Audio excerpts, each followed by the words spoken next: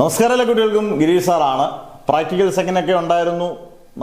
നല്ലപോലെ നമ്മൾ കമൻറ്റ് സെക്ഷനിലൊക്കെ കുട്ടികൾ നന്നായിട്ട് ചെയ്ത് നമ്മുടെ തന്നെ വീഡിയോസൊക്കെ നന്നായിട്ട് ചെയ്യുന്ന കുട്ടികൾ ഉണ്ടെന്ന് കയറുമ്പോൾ ഒരു വളരെ സന്തോഷമാണ് നമുക്ക്.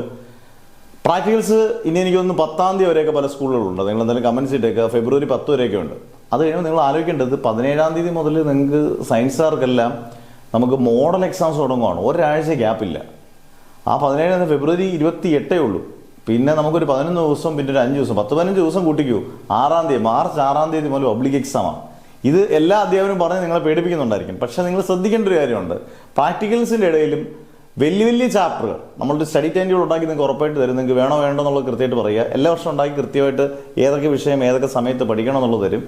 അത് നിങ്ങൾ പ്രോപ്പറായിട്ടൊരു സ്റ്റഡി ടൈം ടേബിൾ ഇല്ലെങ്കിൽ പോലും ഇപ്പം നിങ്ങൾ ചെയ്യേണ്ടത് പ്രാക്ടിക്കൽസിനിടയിൽ ഇപ്പോൾ ഫിസിക്സിൻ്റെ ഏറ്റവും വലിയ ചാപ്റ്ററുകൾ, ഇപ്പം ആദ്യത്തെ 4 chapter electric charges and fields, electric potential and capacitance, current electricity, magnetic effects, AC, 7-ാമത്തെ chapter ray optics and optical instruments, ഇങ്ങനെയുള്ള ചാപ്റ്ററുകൾ പഠിച്ചു വെക്കുക. കെമിസ്ട്രിയുടെ നമ്മുടെ ഓർഗാനിക് കെമിസ്ട്രി പഠിച്ചു വെക്കുക. നേരത്തെ വൃത്തിയായിട്ട് ചെയ്ത് വെക്കുക. അതുപോലെ തന്നെ ഇൻ്റഗ്രേഷൻ, ഡിഫറൻസിയേഷൻ, മാത്സ് പഠിച്ചു വെക്കുക. ഇങ്ങനെയൊക്കെ പഠിച്ചു വെച്ച് കഴിഞ്ഞാൽ തന്നെ നിങ്ങൾക്ക് ഗംഭീര മാർക്ക് സ്കോർ ചെയ്യാം. ടെൻഷൻ ഇല്ലാതെ പബ്ലിക് എക്സാം +2 നല്ല മാർക്ക് സ്കോർ ചെയ്യാം.